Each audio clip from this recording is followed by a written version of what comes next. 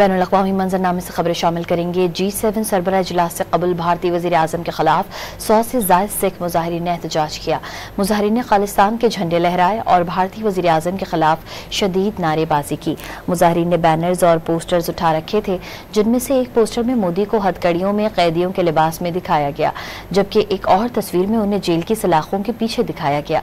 मोदी को G7 इजलास में बतौर मेहमान बुलाए जाने पर कनाडा समेत दुनिया भर में कई हलकों की जानिब से गुस्से का इजहार किया गया।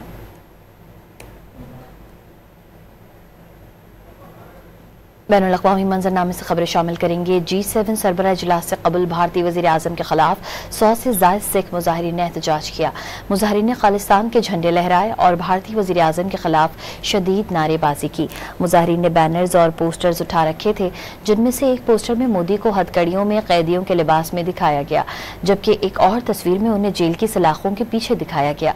मोदी को G7 इजलास में बतौर मेहमान बुलाए जाने पर कनाडा समेत दुनिया भर में कई हलकों की जानिब से गुस्से का इजहार किया गया।